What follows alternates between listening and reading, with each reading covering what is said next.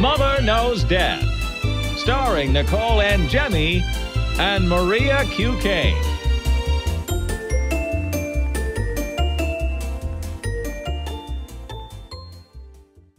Hi everyone, welcome to Mother Knows Death. Let's get started with the story of the week. We're going to start the show today talking about a new warning from the Surgeon General. So, the U.S. Surgeon General has called for social media platforms to include health warnings for younger users. What do you think of this, being the parent of 2 young kids? I think it's awesome. I know that we're going to talk about the opposition of this, but I can't imagine that there's people that are trying to say that there's no correlation between excessive social media use and the healthcare crisis that's going on with, or the mental health crisis that's going on with youth today. Like, the correlation to me is 100%.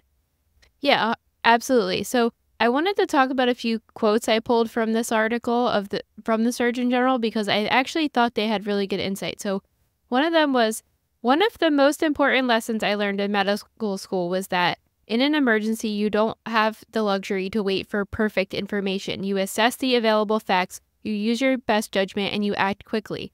The mental health crisis among young people is an emergency, and social media has emerged as an important contributor." Yeah, I think that there was a study done by JAMA in psychiatry, which said that there was definitely an increase in kids of 12 to 15 years old spent 3 or more hours a day on social media, had double of the rate of mental health issues like depression and anxiety. So I think that if there's a couple studies that have been done, then I think that this is scientific proof enough. And this is the thing, like, you don't always, I feel like COVID's especially like that. Like, I don't feel like you always have to listen to the science, because the science is not always right, or it's not always available. It's not there all the time. Or it depends who's conducting said studies. Exactly. And, like, I don't give a shit if any of these studies say that. Like, I see it with my own eyes, and I'm just going to believe what I see with my own eyes. I don't need studies anymore with anything, as far as I'm concerned. So I like that studies are done and they're helpful in some circumstances, but in this particular case, it's just like, it's not good for adults. I'm an adult, I'm a human, and I have a career on social media, so I know what it does, and I'm just going to go with what I feel in this case. Yeah, I was even telling Gabe the other day, so, like, obviously this new algorithm change they've implemented in the last couple years, we've talked about it at length. I'm sure everybody listening is like, shut up about it. We get it. You hate how it works, right? But I was telling him that when we were at CrimeCon a couple weeks ago, I had posted a picture just being like, blah, blah, blah. This was an incredible experience. I got to meet all my heroes in true crime, right? And for the first time in a couple months, I was actually getting significant hits on this post, where I used to get this many likes on a post regularly, but I haven't in the last at least 2 to 3 years. So because I was getting so much interaction with this post, it was almost making me go on it like an addict. Like, I needed the feel because I had been deprived of it for so long.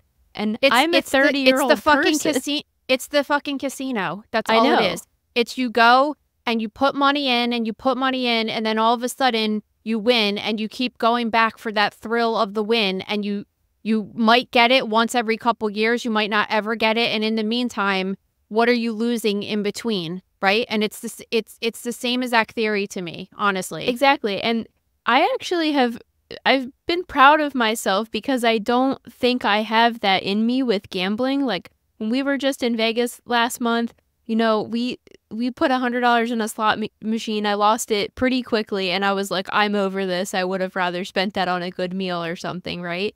So I've always been, like, proud of myself for having that attitude, like, all right, I did it, it's done, I didn't get anything out of it. But it is funny that the same principle is applied to social media, because I seriously felt like an addict. Like, at one point, I was telling Ricky, like, please take my phone.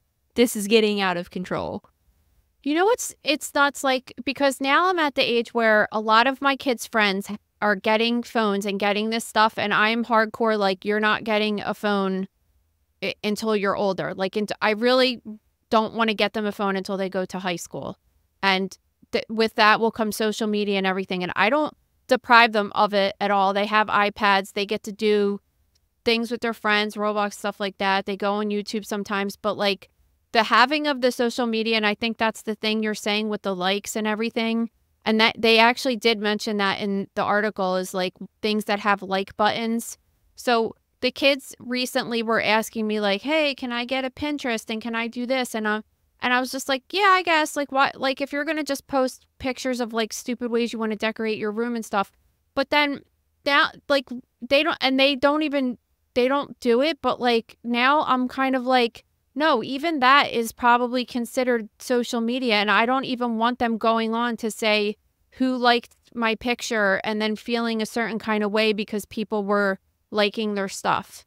Like, it's just, I just don't think it's good for their brains yet because they're not done developing who they are. Yeah, absolutely. So a contributing factor to this that they kept quoting or referencing was when they put the warning labels on cigarettes in the 60s. Culturally, if anybody's interested in this, just watch Mad Men because it's kind of like these cigarette advertisers versus the Surgeon General and how it was affecting all this money and everything. But it was really interesting to see how advertising agencies were willing to spend all this money to try to disprove this fact that through all these medical studies that cigarettes were causing cancer, right? Well, and this is probably what's happening in this other article that we found this week that's opposing this Surgeon General and saying that he's using feelings more than science, which, listen, I think that the guy's a dad, so he's living my life right now, and he could see in real time what's happening with his children and his friends. So he is using feelings. He also did cite some studies, but they're saying it's fear-mongering and that they're saying that there's really a mental health crisis because of an access to mental health care rather than the social media itself. And here's the thing. In this article where they were opposing this warning label, they were citing these studies done decades ago about the correlation between video games and violence, right? And they were saying that the studies showed that there was no connection between the two. But I would argue that those studies were a little early because you need to look at the long-term psychological effects of that. I feel like maybe these video games aren't causing people to create violence, but they're certainly desensitized to everything around them. Yeah, I agree with that too. And also those studies were done when video games were like, what, Duck Hunt on Nintendo? Yeah, they weren't not these graphic games that people play today. But I don't even care. Like, people could say all this stuff that they want. Studies show this. And the bottom lines are, the facts is that something's happening, right? And what is the difference? Like, all you have to do is, what's the catalyst to the change? It's social media. Yeah. Right? That's what it is. And it's access to mental health care. Okay, no, there's never been access to mental health care. So why all of a sudden is it a problem? Yeah. It's because of social media. It's bad for girls, especially. The risk of depression and suicide is greater in young adolescent girls because of it. It's just, you're looking at stuff, you're looking at a bunch of people that are filtered and fake and this and that all day. They have money, they have this, they have that. And you're jealous of their life. You're looking at their life. It's just not good. And then the posting and everything like that is also just, let's say you're a kid and you go to school and one of your friends has 5,000 followers and you have 50.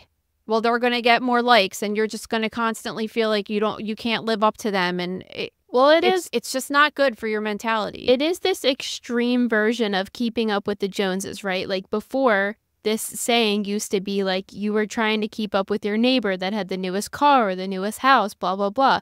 But instead of now keeping up with your neighbor across the street, you're trying to keep up with a million other people. With the world. With the world. With their lifestyles, with their extravagant lifestyles. We also have to remember that Instagram is most people's highlight reels of their lives. They're not showing the horrible things going on behind the scenes, or when them and their husbands got in a fight, or when they had a death in their family, or if they had any situation going on at the bank, right? Like, you don't see all of this. You just see, oh, they live in this $1 million house with a beautiful car and they have beautiful children, blah, blah, blah. So exactly. It's just this very toxic culture of trying to keep up when it's like, you should just live your life that you want to live, not try to impress other people. It just sucks because I do think that there's so many good things to social media. There's a lot of different accounts that I come across that and even personal friends of mine that are just sharing really great information, and it's almost like taking a college course or just learning about interesting facts, and but the negatives that come with it are almost not worth it for what it seems to be doing to kids. Yeah, and it doesn't all have to be educational. Like sometimes I just see beautiful pictures of the mountains or get awesome recipes off of there, or see other, like I try to have a mid-century vibe to my house, so I follow other content creators or home renovators that do their house in a similar style to mine, and it inspires me to do certain things in my house. So it doesn't all have to be educational per se. It can certainly be for entertainment, but we have to balance it out a little more, especially when it comes to kids. And part of this also, of this whole story this week, is that the second largest school district in the world has banned cell phones. So this is the LA Unified School District. They're banning it for kids K through 12. I think it was like almost 500,000 kids. Yeah, it was just over 400,000 students. But I just like, and I talk, this is why I know I sound like an old lady, okay? I'm almost 45 years old, and it's like when I went to school, the cool thing to do was like to have a pager, right? And if you brought it to school and it wasn't on the vibrate or the silent mode and it went off, the teacher would take it and put it in their desk and keep it for the rest of the school season. I'm not lying to you. So you would be scared to death to ever have that thing on ringer mode because you wouldn't see it for 3 or 4 months. Like there was no your parents calling to get it back. Like it was in their desk. And that wasn't even anything. A pager is like you call from a landline and send somebody, put your phone number in to call me back. Like that's all it was. There's no social media on it. There's no way to get a hold of your parents. It's not a phone, right? Now it's like these kids, I'm just shocked. One of our mutual friends had a daughter in high school a couple years back, and she would tell me that her daughter would call her on FaceTime during the day, and her teacher would like be in the background teaching. And I just was mind blown. I'm like, wait, she's allowed to have her phone out at school on FaceTime while the teacher's standing up there teaching? Like, this has to end. And I can't believe it's taken this long for it to end. Well, I don't really agree with this, actually. I don't think their phones should be taken away from them or inaccessible during the day, because when you were in school and had a pager, you were living in a much different society than we are now. We now live in a culture of school shootings and scary things happening all the time. Imagine if an incident happened at the kid's school and you weren't able to get a hold of them right away. Well, that's why I have the watch for them. Yeah, but this is going to include the watches too. They're not going to be allowed to have any distractions. Like, you think that's a loophole? It's immediately going to get swept up in this. Yeah, I mean, I don't know. I think that it's mainly like for them to play on the, because like the watch doesn't, they get bored of the watch real fast. Yeah, your kids get bored of the watch. Other kids will play on that thing all day. And it's just a matter of time before that's part of the ban too. Yeah, but I don't know. I want my, listen, your kids are going to school to learn, right? So if they're going to school, seriously, like if my kids were going to school and playing on their phone all day, I'd be pissed off. No, you should be because pissed I want off. them to be learning, and like that thing is a distraction. They have to come up with a way, like almost an airplane mode type of situation where the phone could go into that but can break through for emergencies, because I just foresee many problems happening with this. Well, it can. I do that for the kids' phone all the time. Like their phone is not their phone, like, you know, their iPad. We used to call it a big phone, and we still call it a phone. Anyway, I put it on like restrictions. So when their apps and everything turn off, like Roblox and everything turns off at like 9 o'clock or night or whatever, they always have the ability to call, use the phone and use the text, and they could use like whatever other apps I pick, like Spotify, so they could listen to music or something like that. Each individual parent can do it, but I don't know how you would do that on a mass amount of children every day. Think about this. The phone has the ability to do it. They're putting these phones in these pouches that you have to get manually unlocked by another person. So let's say there's a situation at the school. How are you getting the phone out of the pouch? Even if you have the phone physically on your person and you leave the school and you're trying to get out of the building, how are you getting it out of the pouch? I don't know. I just think this is a really flawed idea. And somebody's going to take advantage of the fact that these kids don't have their phones on them. Yeah, You I have know. to think of the worst possible situations. No, we live in an do. evil society. I just don't like it's evil all around though. Like what do you like?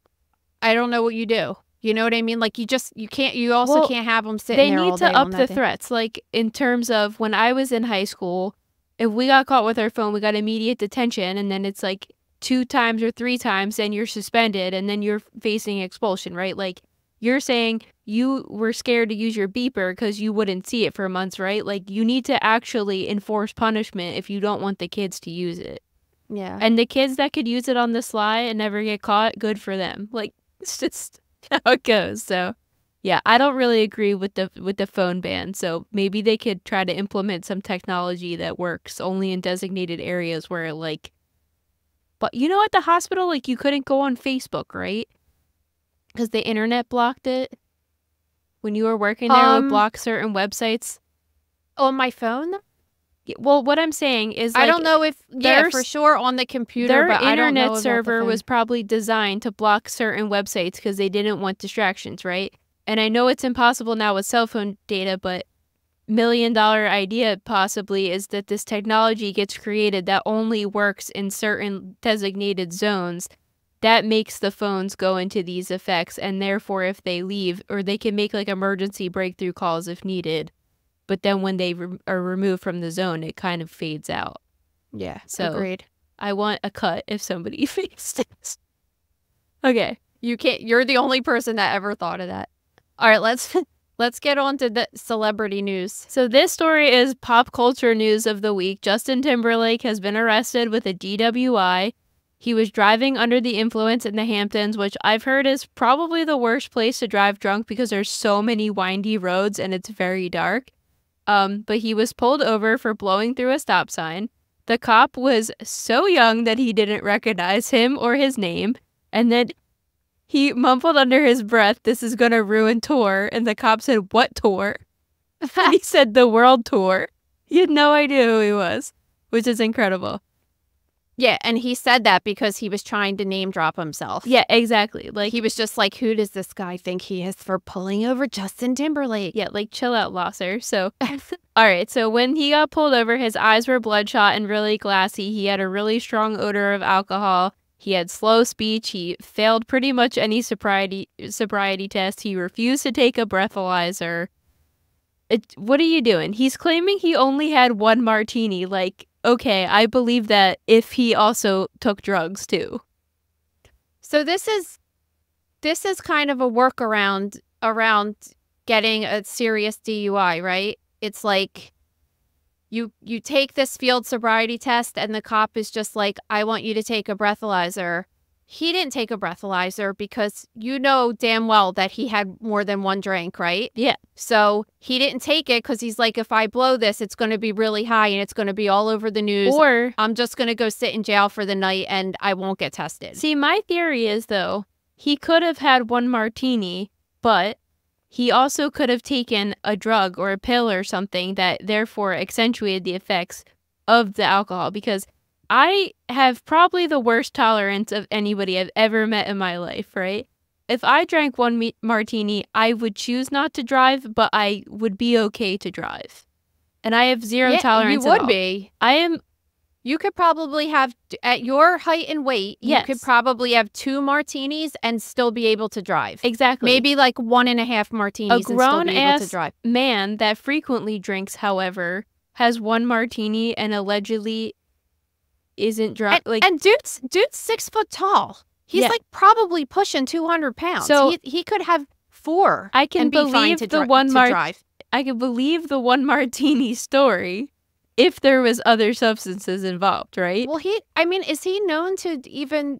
I mean, people drink all the time. So is he known to be like an alcoholic or use drugs? Not to my knowledge. And I also believe DWI instead of DUI, like DWI, I believe means that you are driving under the influence of other substances, not just alcohol. Whereas DUI is just alcohol effects.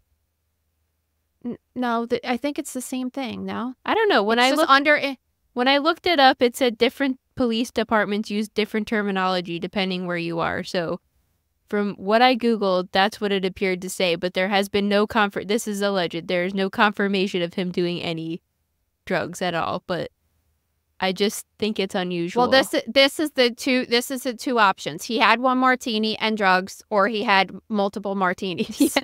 They're the only two choices here. Did you hear that somebody at the restaurant, however, was saying that they put their drink down on the bar to then go in the bathroom, and when the guy returned from the bathroom, he was drinking out of that guy's cup.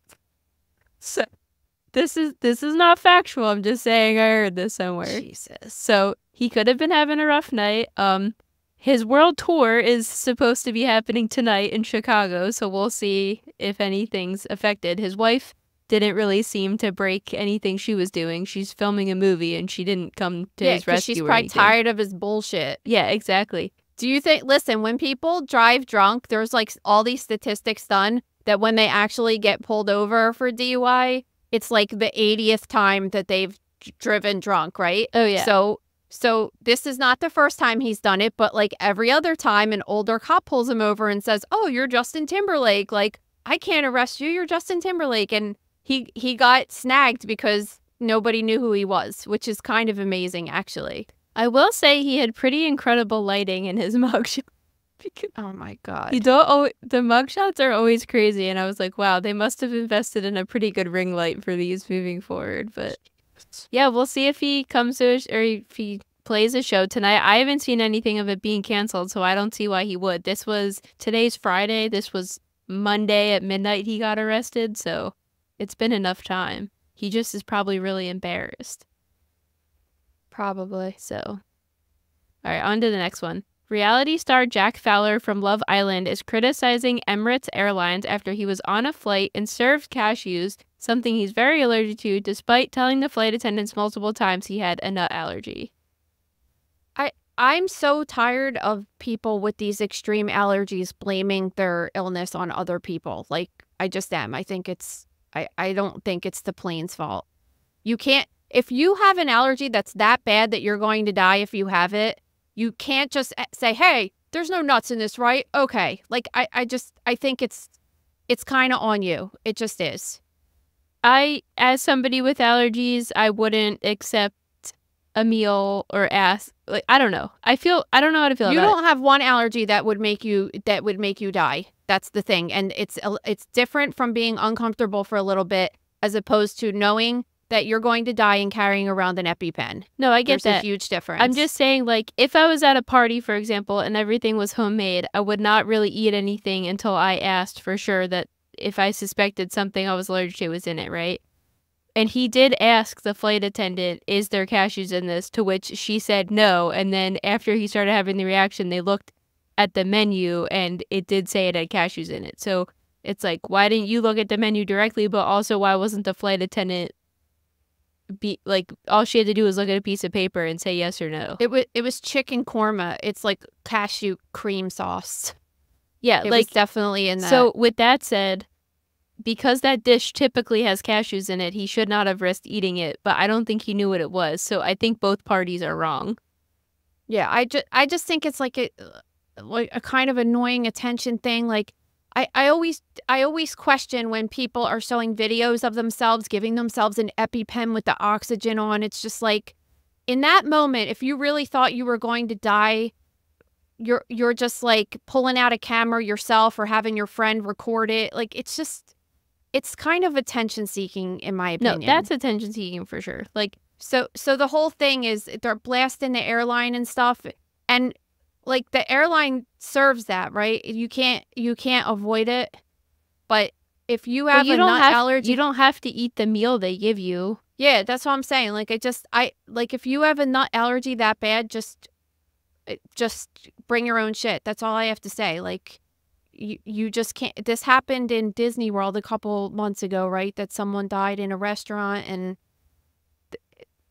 it's kind of like eat at your own risk kind of thing. Why would you ever trust whoever's making airplane food for your life? It's just weird. Yeah, I don't know. Like, I see both parties being wrong. Like, he did take the steps to ask and address it, but then the flight attendant also didn't do her job. So it's kind of there. But yes, if you have such a severe allergy that you could potentially die, you should eat your own food that you can at least have some control over, or bring your own food.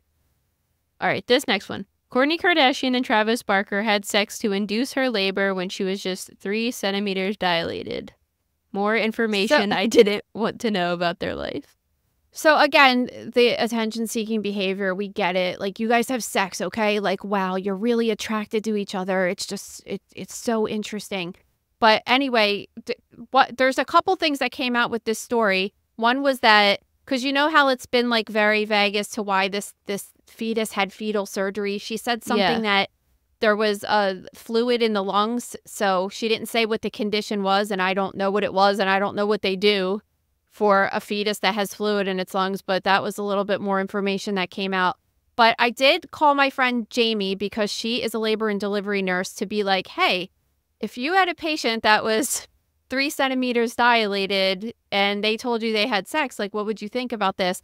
And to my surprise, she said that it's kind of like encouraged for people to have sex when they're going into labor, because the sperm can release prostaglandins, which help the cervix dilate.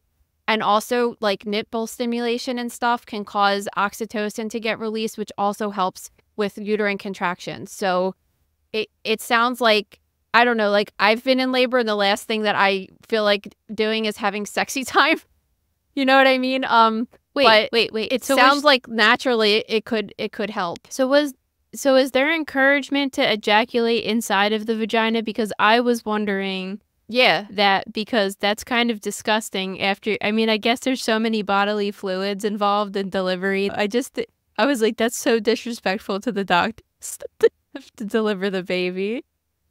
But yeah, it is, but whatever. I mean, exactly. Like, sometimes when you're doing a vaginal birth, like, you shit yourself while you're doing it. Nice. Like, amniotic fluid comes out. Well, my amniotic fluid had poop in it because Lillian pooped inside before the water broke.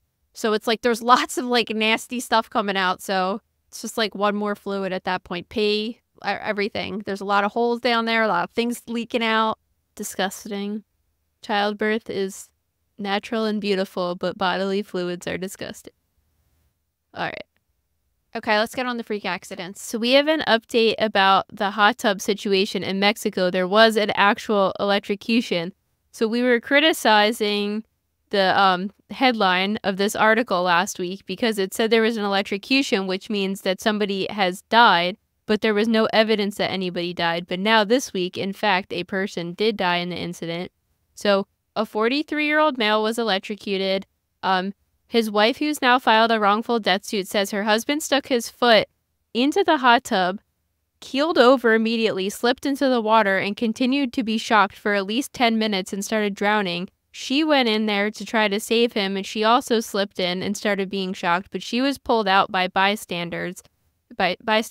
They weren't able to get him out, and then he died as a result. The resort did not jump in to help for at least 10 minutes, and apparently there was an emergency switch to turn the hot tub off, and they didn't do it, which could have probably saved this guy's life or not been as traumatic for everybody watching it go down. Yeah, I'm actually curious how that happened, but I know that it's even with the pool and stuff, there's always like a risk of something like that happening because you are putting electricity into a thing that's filled with water. So something happened, and I think that she's definitely right to sue in this situation 100%. Yeah, like they just, right now, because it's still early and under investigation, they're thinking it was faulty wires within it, but they don't really know exactly what caused it at this point. But I think the lawsuit is more about just the total, like, resort employees blowing them off, not doing anything to try to assist them. Well, they probably don't have emergency training for, they get hired and they're hired to clean the pool and to hang around and make sure, people are having a good time and stuff. Nobody's like, just in case there's a mass electrocution, like, nobody really knows what to do sometimes when it's a panic situation. Yeah, for sure. All right, and this next one is like also one of my worst fears. So at Oaks Park in Oregon, a pendulum-style ride called the Atmosphere malfunctioned, leaving 30 people hanging upside down for about 25 minutes. This would never happen to you because you would never go on a ride. I would never go. Well, I go on rides at Disney because they're all like for pussies. Yeah, you wouldn't go. You would never go on this ride. I would never go on this ride either. It's like one of those ones that there's one on the Ocean City Boardwalk. It's like a giant claw, like it looks like a claw machine like thing, and it goes like upside and down and spins and stuff. But to be upside down for that long, did it say how long they were there? Yeah, 25 minutes. Yeah, that's a long time. It is. And it's not good because when you get turned upside down, it increases your blood pressure, and then that could cause you to have extra pressure in your head, which could rupture blood vessels and cause you to have a stroke or something. Like if you're a young person, you're probably fine. And this is a lot of reasons why they say they have all those warnings before you get on a roller coaster or any kind of ride that's intense, that if you have a history of high blood pressure or stroke or anything, that you shouldn't be going on that, because being upside down like that isn't good. And especially if you're a heavier person too, the weight of your organs and the extra fat around your abdomen and stuff could really push on your organs and cause you to have difficulty breathing. And if you do it a long enough time, I mean, you can die from hanging upside down too long. Well, at least in this case, they were able to manually return the pendulum to the regular position on the bottom, I guess, at the loading dock, because I was thinking how horrible it would be to have to get unbuckled upside down and rescued by an emergency responder. No. And how long that would take to get everybody out. Everybody was medically evaluated and they were fine, but the lawsuits are starting to roll in. A mother is suing the park now on behalf of her 14-year-old daughter who had been stuck on the ride, saying that it was a very traumatic experience for her. Do you think, I mean, I don't know anything about lawsuits and stuff, but I just feel like if nothing really happened to the people, I feel like they're going to be like, we'll give you free tickets for the park for next year. Like what are you going to sue for? Like trauma, mental trauma? Can you? I don't know. I feel like that would be a lot to prove in court. They did offer everybody refunds for their day pass. Like personally, I'd be pissed at that, but also what are they going to do? I'm more pissed at that stuff when like these extreme things happen and people are like, I'll give you back your $15 for the ride. Yeah, but at the same time, like they don't want it coming back that they did nothing and didn't address it at all. So it looks better for the company if they at least offered something. So yeah, I mean they could just offer like a little bit more. I don't know, but yeah, that I don't know. I don't know what I don't know. Like it's unacceptable, but it's those rides. It's the ride malfunction. It's probably better to sue the person that made the ride, which wouldn't be the amusement park. You know they buy them off of vendors and stuff. And honestly, if they were stuck for longer, I feel like the family might have more of a case. 25 minutes is a long fucking time to be stuck upside really down. Long time. But there's been cases at amusement parks where people have been stuck for 6 hours. They get sun poisoning, they die. Girls' feet have been amputated on rides. Like, you know, nothing really. It is scary and it's definitely horrible, but I just don't know how this is going to go in the court of law. But I might try to follow along with this and see how it turns out. But it's going to be years and I'll forget about it. So let's... Right? We'll hear about it in 5 years and be like, oh, yeah. All right. So this next one, Bethany Hamilton, who in 2003, she was a surfer that got attacked by a shark and had to get her arm amputated. She is being criticized for promoting this product called Shark Bands, which is a wearable device that claims to deter sharks and other ocean predators using an electromagnetic field. And her criticism is coming from people that saw a story back in 2016 when a teenage surfer was wearing one of these, and for the first time, he had gotten it for Christmas. So the first time he puts this on and goes surfing, he does get in fact attacked by a shark and has to get 44 stitches.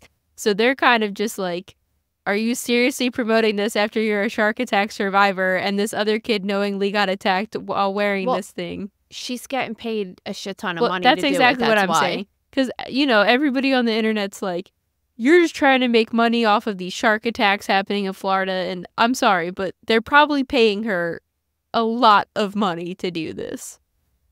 And like in theory, these things would work, like that they would be able to have like an electromagnetic field to keep sharks away and it would turn them around in the water. But you probably need such a big magnet. It would never be something like tiny that could be on the sides of your wrist. You know what I mean? Because they do use the technology in other ways to, when they're like fishermen or something will use it if they're catching fish, but they have just like bigger things that are able to keep it away. So maybe if it was like a baby shark, it would. But they actually said that there was video of some guys wearing it to test it, just like not official test, just to test it on their own. And sharks were coming up and they were feeding the shark, and then they pet a shark on the face, like not deterred at all by this thing. Yeah, the company's obviously standing by their product, but all these independent studies and peer-reviewed accounts have come out saying they show little to no effect whatsoever on creatures, so definitely interesting. Okay, around 9:30 p.m., a family was just hanging out in their backyard like most families do when it's nice outside in the summer, and they heard a really loud crash about 12 feet away from them, and it was a giant block of ice that they believe fell from an airplane flying over their house. This happened last year, too. It did. It was like a 20-pound block of ice went through a roof of a Massachusetts house last year. Like when a family was in their house, sitting on the couch and their kids were in bed. Yeah, so in this, like, New fear unlocked, things falling off of airplanes and into your house. This case happened in New Jersey. I believe it was in Paterson, right? The family was not hurt at all, thank goodness, but their roof is pretty messed up, so now they're probably going to have to get a new roof, which I would certainly be reporting a claim for this as well to try to get the FAA to cover this. Yeah, but like, but what are they going to do? You can't help but think, like, if that just fell right on them. And the article's just like, yeah, condensation happens and occurs on airplanes, and it happens sometimes, and you're just like, yeah, well, like, what if it fell on those people? It was 12 feet away from them. What if it fell on them? That would have killed a person. Like a giant 20-pound block of ice falling from the sky would kill a person. Easily. I always wonder that about, you know, when you flush the toilet on the plane and it like opens up. I know it probably disintegrates in the air before it reaches the land, but I just think how disgusting. It doesn't go into. Are you sure it doesn't go into like a tank or something? Oh, I thought it just like went out. No, I don't think so. Because where would it would fall to? It would. I don't think so. You're not high up enough that it would, like if you were an astronaut. I don't know. I thought that's why it was. If you're up in space, you could do that because like it'll just stay up there because of the gravity situation there. But like here, you're not that high up. I don't know. I just thought because of that super loud noise it makes that it was like releasing it into the sky. I feel like it's like, you know, like Christmas Vacation, like the shitters full. There's probably like a shitter at the bottom of a plane that catches all of it, and then they like empty it out. I don't know. They have to. We're gonna rely on the audience feedback. Someone will know. There's just no way. It's just not high enough. It's just not. Please message the @MotherKnowsDeath Instagram account or comment on the YouTube video if you've know ever the gotten hit in the face by a plane turd. I mean, think about all the people that go to the bathroom on planes every day. It's not possible. But why does it make such a loud noise? Because it's like sucking it down into the shitter. I don't know. I'm curious about this. It's not. You're not in a house. It's not plumbing. It's just not going to sound the same. We'll see. Okay. On a more serious note, now that it's summer and it's really hot out, we have a serious topic to discuss, which is hot car deaths. So do you want to tell everybody the statistics of these hot car deaths? They've been, I don't know, because it was saying they did statistics from like 1991 until 2020, and it was like 1,000 and some. But I did the math, and it ends up being about 30 a year. It's kind of the same. But I don't know if it was like, because that period of time with the statistics, 1991 to 2000, it's like, well, in 1991 were there like 3 a year, and then it added up closer to, because again, my theory is that this has something to do with the internet and social media and phones, right? Mm-hmm.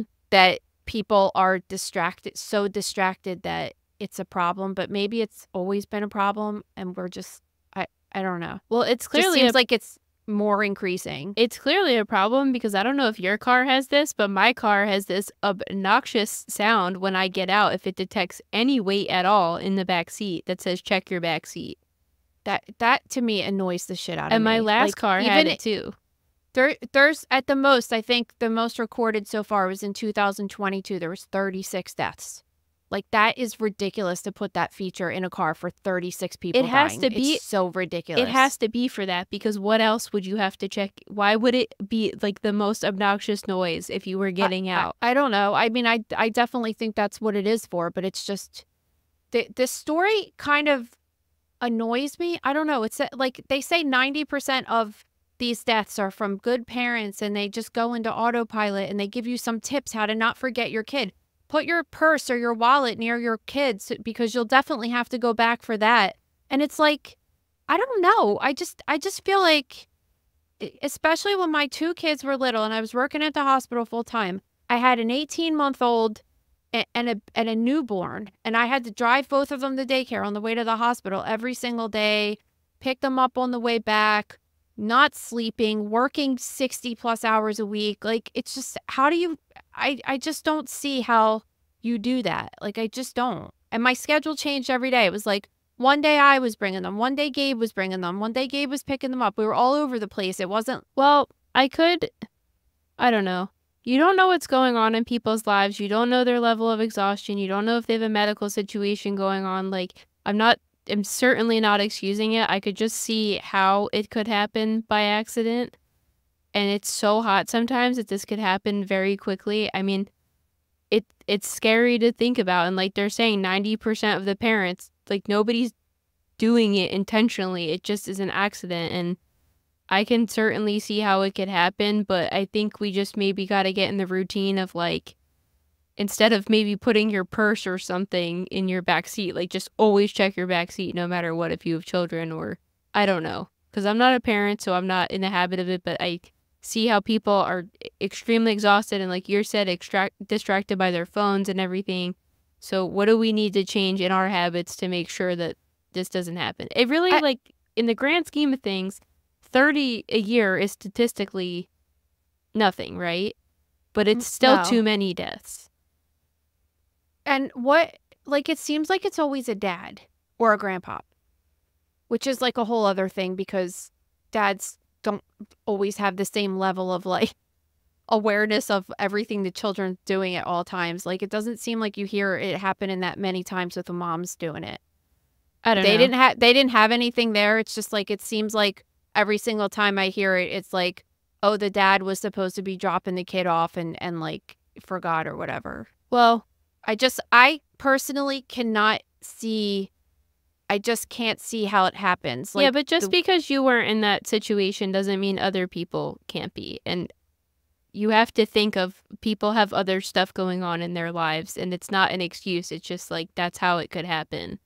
Not intentionally. But don't you think, like, the increase in these things are, I mean, it's because, like, people are on their phones and just, well, they're saying there's not and really an increase in them since the 90s.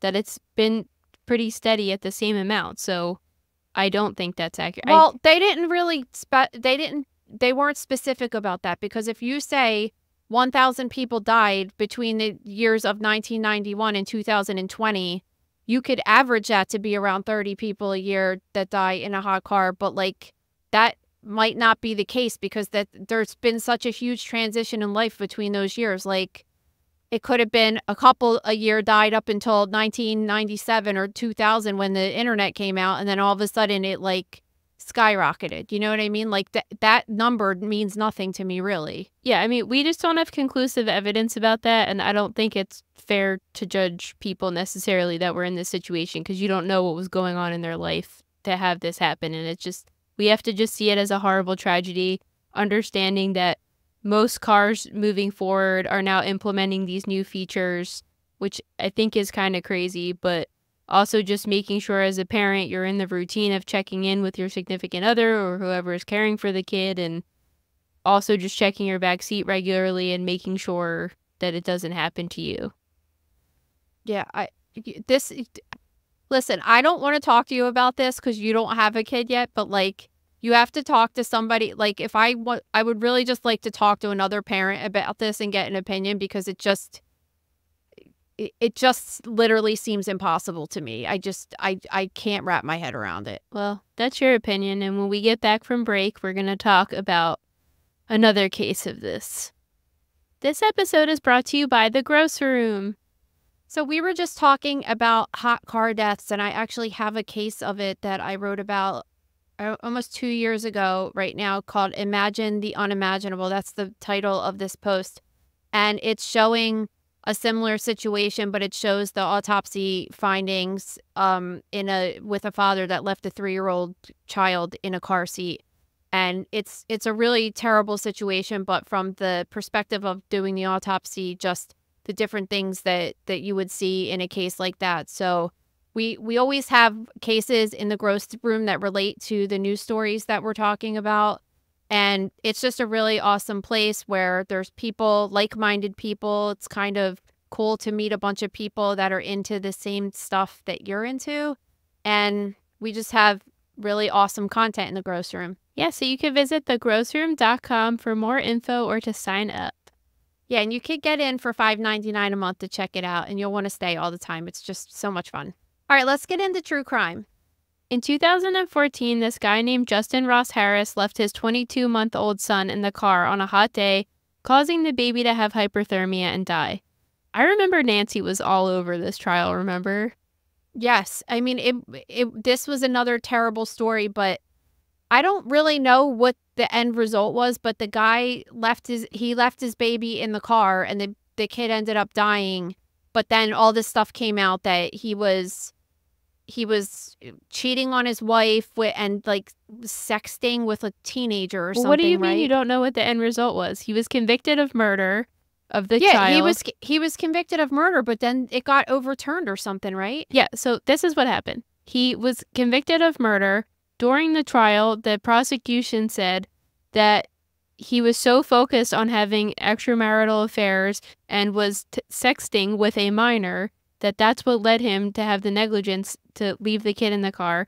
They also believed he did it intentionally so he could go on carrying these affairs. So initially, he was convicted of murder, and that was in 2016. So then he appealed that charge, and he ended up getting it overturned, but he still got charged with the pedophilia stuff. So he has been in jail now for about 10 years since he was arrested in 2014 when this situation first happened. So he served enough time for most of the pedophilia charges, only has a little bit left on his sentence. So now he's been transferred to a county jail to serve the rest of his sentence out for the pedophilia stuff, not the murder. So that's just done? Like he's just like washed? Well, no trouble? Well, not no trouble. Like he's still he's going to be a registered sex offender. Yeah, and he still went to jail for 10 years. But yes, he is not in trouble for murdering. He has not been proven enough that he murdered his child, and even his ex-wife and the mother of the deceased child, who hates his guts because he was a total piece of shit, has said that she didn't think he did it intentionally either. And they had enough evidence to overturn the conviction, but they still had enough evidence to prove that he was a scumbag piece of shit pedophile, which, in my opinion, should be punishable by life in prison. But I guess in the court's eyes, he's served most of his time. He's so gross, too.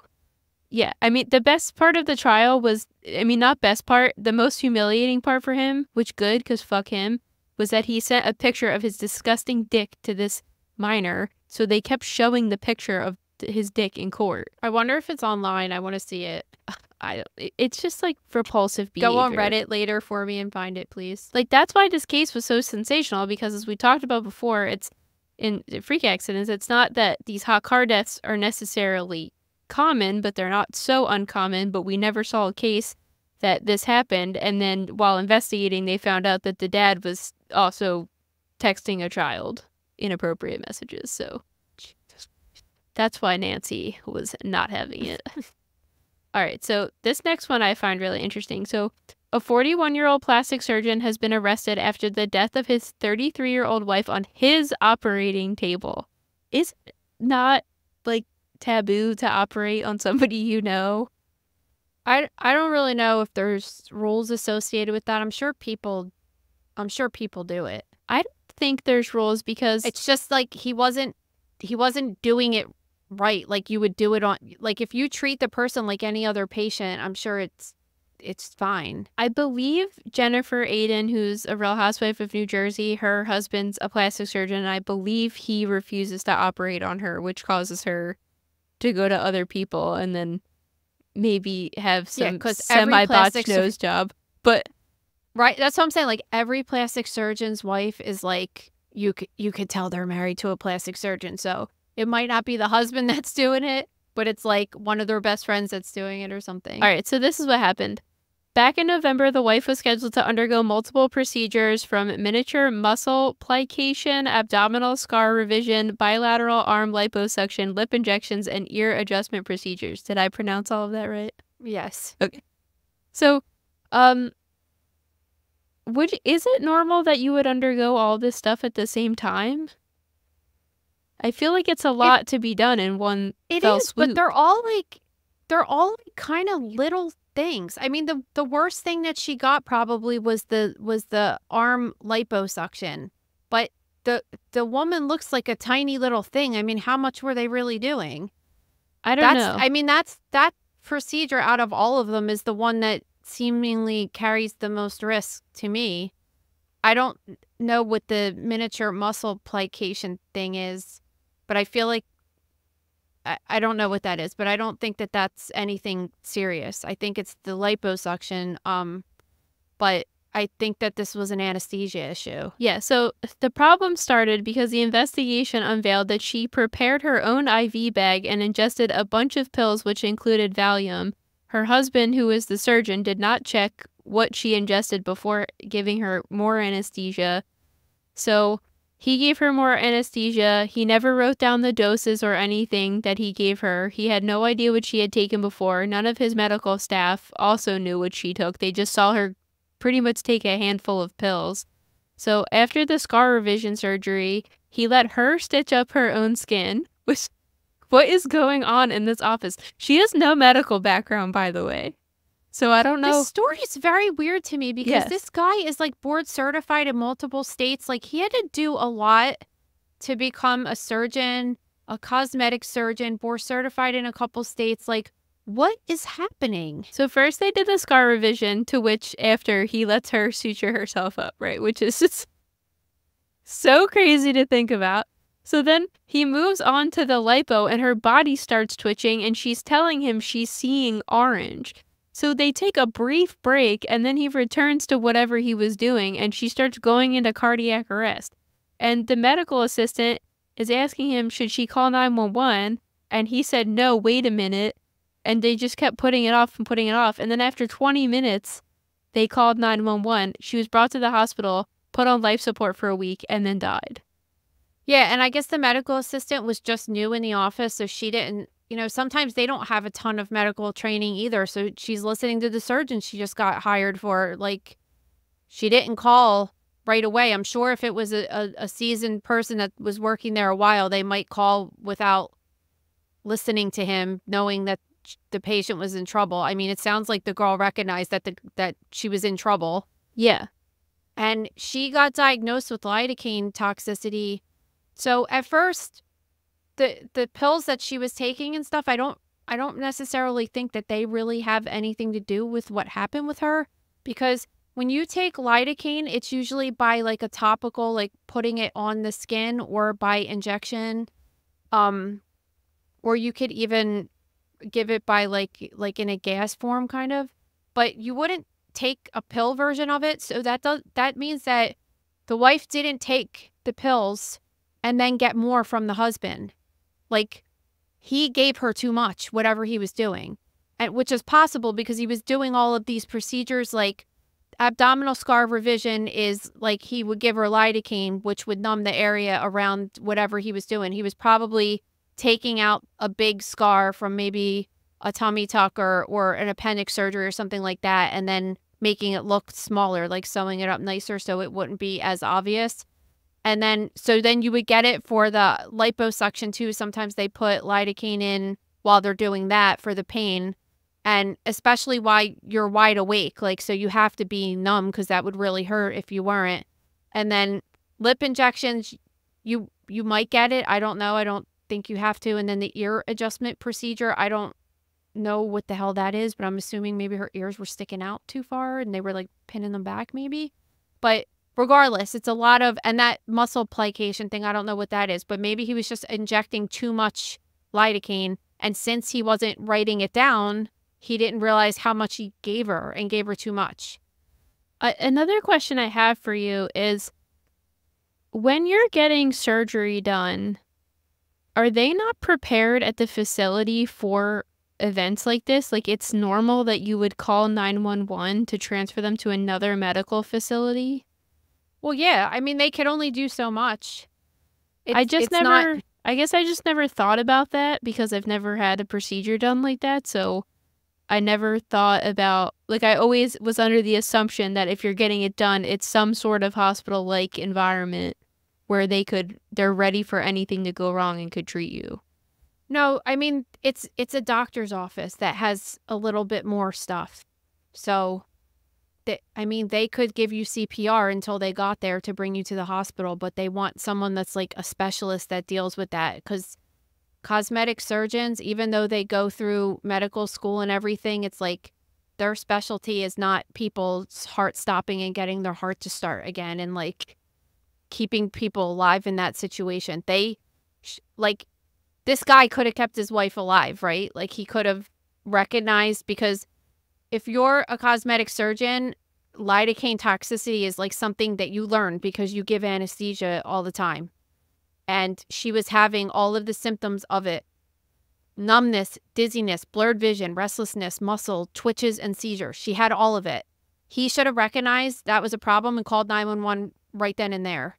And he kept going and going and going. If she was brought to the hospital and treated and the lidocaine was removed, or they have, I don't know if you would call it like an antidote, but they would give a treatment for someone that's having this toxicity. Again, like, this is all stuff that would be done at the hospital. She could have survived this, but what did they say? He took like 20 minutes to tell them to call 911. I mean, that's crucial time period, you know? Well, yeah, and he's been charged with second-degree felony homicide. So that's manslaughter by culpable negligence. So I'm interested to see how that's going to work out. And it's because it's because of that. And I mean, the whole entire story is just, it's bizarre. It's very weird. It's weird that she would be involved at all in her own prep. And like, what did they mean she was prepping her own IV bags if she has no medical experience? That doesn't even make sense. And stitching up her own skin? Why wouldn't the assistant do that? I think that clearly, like, she was trying to show interest in it. That's what I would think. It's just very weird. But anyway, he had to turn himself in to police, and he could face up to life in prison if he's charged. Do they have like children and stuff? Yeah, she's a mother of 3. Were they his kids? I believe so. It's such a weird story. Yeah, I feel like it's weird to operate on somebody you know, but I guess some people marrying plastic surgeons is for the benefit. But that's not even like really I'm telling you, it was like a barely anything. It's not like they were like cutting open her abdomen and resecting her bowel. It's just... Yeah, but lipo is like, I'm thinking of like the tube-based. But it's, I don't know. She was awake. She wasn't even really asleep. It's not, you know what I mean? Like, It's not that bad if you don't have to put somebody completely out like that. I don't know. This story is weird story. All kinds of fishy, so I'm sure a lot's going to be coming out about it. We have some weird medical news this week. For the listeners out there, would you like your job more if you could masturbate during the day? So in 2021, this woman whose name is Erica Lust, started giving her employees a half-hour break of self-love, aka a masturbation break, and found that it helped with productivity and less aggression around the office. It's now evolved into a partnership with sex toy companies. Personally, I feel like this is violating HR on all fronts. Well, it makes more sense when you learn that she's like an adult films. She makes adult films, porns. She makes porn films. So well, yeah, her name is Erica Lust. So I mean, then you're like, okay, because at first, their first article I read about this, I was like, they didn't mention the company, and I'm like, what fucking company? I know, is this, is this like a tech stock? But You're just thinking about But, Bob like, going on but his break in still- the bathroom is so disgusting. But even so, like, I know that the whole porn industry is surrounded around sex and everything, but like they still have a business to run, right? So, so that they said that this is really cool. So one of their offices, this is cool, I say, has a private masturbation chapel complete with a bed mirror, erotic paintings, warm ambient lighting to help get in the mood. And they even have a privacy screen, and they have different sex toys on display that they could use just so it's private. And they do tell people to ensure that they clean the sex toys after use. And it's weird, right? Like that's just like going over the line a little bit. The best part is though that when they interview people, they say, like, the one guy said that he thought he was having a masturbation problem because he was doing it so much and he was like not being productive at all. Like 2 people interviewed said they weren't being productive at all. Yeah, like it actually doesn't seem like it has this profound effect that she's claiming it has. Most people like said they were really distracted. They were distracted. They were too relaxed and they didn't feel like doing anything afterwards. Like, duh.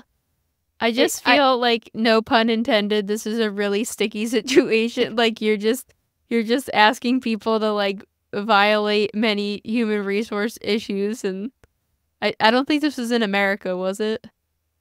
Yeah. Oh, I think it is. I thought it was in the UK because of the article, but no. No, it's in America. I mean, what it doesn't matter. Like, I think the whole thing is just like, so at first a PR stunt. And I mean, it works. Like, how many people clicked on that article, right? At first, though, I'm thinking like this is some tech startup or something, and then everybody knows about this quote self-love break, and then you're thinking of like Bob going on his break, who's just like this old gross dad, right? And how this is like it doesn't mean just because these people work in the porn industry doesn't mean that they're not named Bob and disgusting old dads. That's the thing. Like, no, I know. Not everybody at the I don't know. I don't know. It just kind of skeeves me out. I think you should keep. I wonder how many people just go in the sex chapel and just like lay on their phone and play on their phone and like scroll through Facebook. Yeah, but I wouldn't want to go in there because of what's going on in there. Well, they exactly. Can't. Do you really trust that they're cleaning all that stuff that good? Yeah, I don't even know what they could clean it with unless it was like a bleach bucket that you dip the dildo in afterwards or something. I don't know. I wouldn't trust it. Yeah, but regardless, what you said earlier is the couple people that were interviewed, one woman said she did it like 4 times a day and it was awesome. But then the other 2 people were saying they found that they didn't want to go back to work at all. So yeah, and guess what? If you're doing that 4 times a day, you're not productive either. So like, I don't buy it. Also, I'd be like, if I'm allowed to masturbate at work, then put me on camera and give me the big bucks, because what's the point? Doing it in private when you work for a company. Well, that's like what's going to come out next year, that there's been cameras videoing them the whole time and they're going to make money off of that. It's been illegally uploaded on like Pornhub or something. Yes. Speaking of porn, let's talk about some designer vaginal surgeries. Yeah, so they're talking about designer vaginal surgeries that are spreading like wildfire on social media, specifically in Australia. They said more than 500,000 people said they have either had a procedure done or considered a procedure. It's kind of mislabeled because it's not really vaginal surgery. It's more vulva surgery, getting a labioplasty. So the labia are like the little lips around the vaginal opening, and that's what they're talking about. And I guess they're saying online that there's like these unrealistic body expectations. Although I don't know how this is really going like viral on social media because you're not really allowed to show labia. So yeah, so in this article they kept referencing that people felt like quote unquote disgusted by their own vaginas after seeing vaginas in porn and social media. But how are you seeing full lab on social media?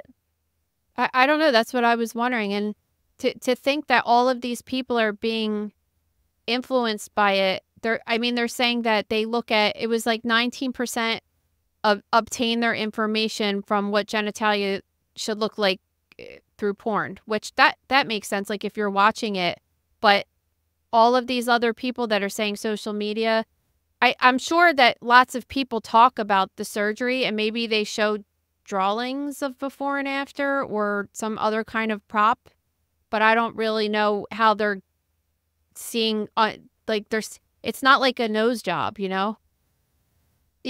Yeah, like I'm all about if you want to do it and it makes you feel happy, you should do it. But if you feel like you're doing it to make your sexual partner happier, maybe you shouldn't be having sex with somebody that's going to be judgmental of what your labia looks like. I just think it's kind of this wild thing to get. They're saying this surgery comes with a lot of risks, and all these studies have shown that it actually shows little to no improvement on people's self-esteem that gets it done. So why put yourself through all of that? I don't know if I believe that, though, because I think, like, when you have something, like, that really, really bothers you on your body, like, when I had, like, my belly issue and then I got my tummy tuck, it was, like, it helped me feel better about my body. Like, I don't care if there's statistics that say that doesn't work. Like, it does. So if you're insecure about, because some women could have, there's a case of it in the book, right? In our book, or did we not get that case at the last minute of the labiaplasty? I don't remember. But regardless, there's some people that have asymmetry and they want to get it to match. Or the one woman I did a post on, maybe it was an Instagram post. It's like all running together for me now. But she would have it like fall out of her shorts while she was like riding a bicycle because it was so large. I wanted to get the surgery done. They're saying these surgeries aren't for cases like that. They're like purely aesthetic, not situations like that. But this is the thing. Like, if you really interviewed dudes, if you're talking about dudes looking at a vagina, like, they don't care. I would say that they don't care what women's bodies look like. It's like a lot of women just do this for women. If a woman wants to do it for herself, she certainly should. But if you're like having sex with somebody and they're like, "Ew, what's up with your labia?" You should not be having sex with that person, because like it's just ridiculous to judge somebody's genitalia. Like, I don't think that this story is anything. It's the same as getting breast implants and getting your butt done and getting lip injections. It's like there's trends, and that's all it is. It's nothing different than anything else that's been happening. Unrealistic beauty standards, like, yeah, welcome to social media. The whole thing is like you're looking at pictures of people that aren't even real anymore sometimes, right? Yeah. Now you're getting like AI stuff, and it's just I don't know, nothing story to me.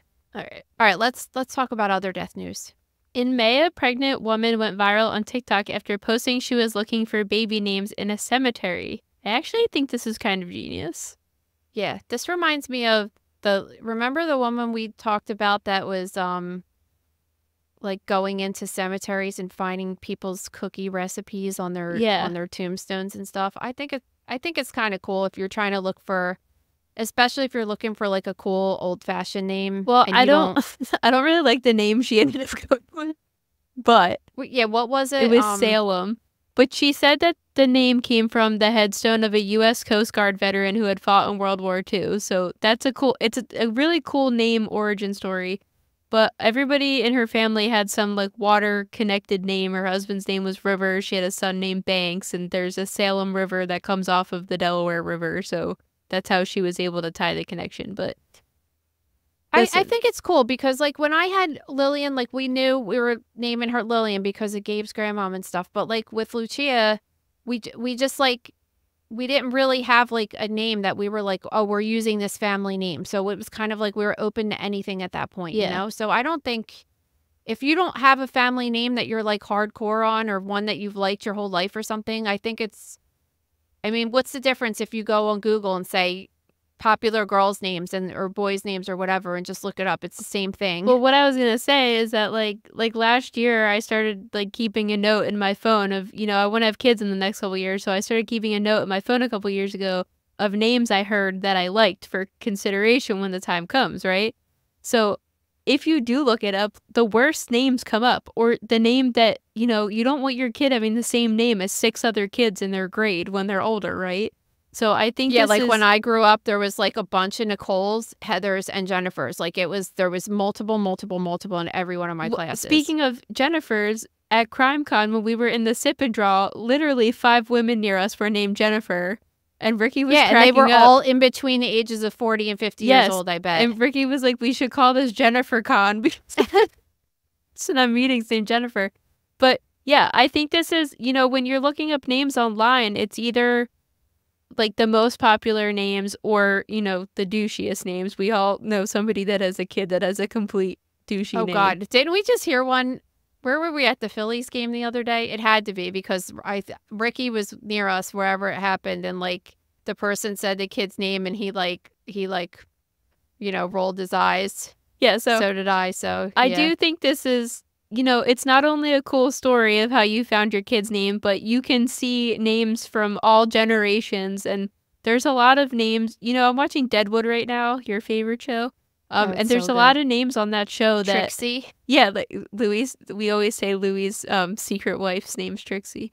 Yeah, there's like Trixie and what's the one girl's name? Alma. There's a bunch of names in that show that are from the 1800s that are beautiful that haven't been used now. So if you walk around a graveyard, you can see, names throughout the generations and maybe get inspiration for a beautiful one. I'm all for this. She obviously met some criticism by some Karens out there that thought it was morbid and whatever, but get a life. Not everybody could get good names off the internet, as we've seen with this modern generation of children being born, so. Oh my God. All right, this next one. In 2019, in Spain, researchers came across an unlooted Roman mausoleum, which must have been so incredible. Inside, they were surprised to find a 2,000-year-old liquid stored in a glass urn. It turns out the liquid is the oldest wine ever discovered and was standard in Roman burial rituals. That was a mouth. It was cool because inside, so I guess they were trying to test the composition of the wine and see like what it was, and they found something unusual in there, which was they found human cremated remains of a man and a gold ring, which just implied that people may have been sipping on that like that in memory of someone's death.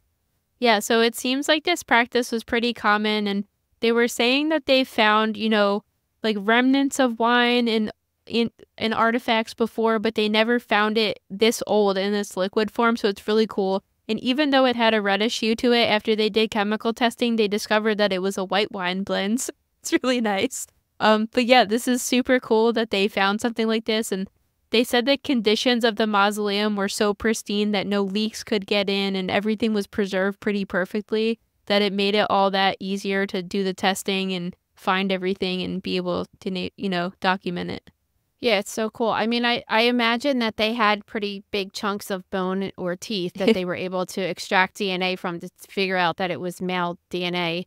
And I wonder who it was. It must have been probably somebody more important. And there were other urns in the mausoleum, but this was the only one that had the wine with it. But it's such a cool story. Very cool. Okay, on to questions of the day. Every Friday at the @MotherKnowsDeath Instagram, head over to the story. You could pop a little question in there. Even if you have questions during the week, you could always send us a message and I'll try to fit them in if they're applicable. So today, head over, ask your question. First, when people have skin removal surgery, like after weight loss, does that go to pathology? Not usually. So when I had mine cut off, it probably just went in a biohazard waste bag. I don't know if plastic surgeons have a specific company that comes and picks that up, maybe even every day, because they can't have that stuff like rotting in the office, right? But if in general, we have a whole entire list of specimens that we are allowed to, that are considered exempt, that we don't have to look at. And plastic repair normal skin is considered one of them that we don't have to look at. So that just means like it could go in the trash without further examination. There's other things that fall into that category too, like teeth sometimes.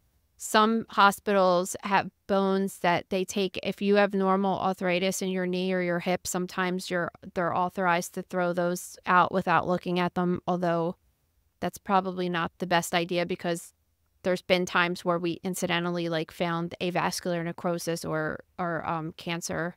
But it's so rare that for all the hips and bones they do all day, that would be a lot of work in pathology. So if you get your skin removed, breast reductions, for example, 100% of the time we will get them because we've found incidental breast cancer in that, because that's breast tissue. It's not just skin and fat. So it depends. If there's any kind of like infection or anything, then they would send it to us. But if it's just like normal hanging loose skin, we don't look at it. All right, next. Should I do a parasite cleanse? Not me. It's the question. These are hot right now. A lot of people posting about them. They're hot and they're just bullshit to me, honestly. Like parasitic infections, especially in America, are not very common. And even when they happen, it's just like it's not common that everybody's got these things in them that they need to get out.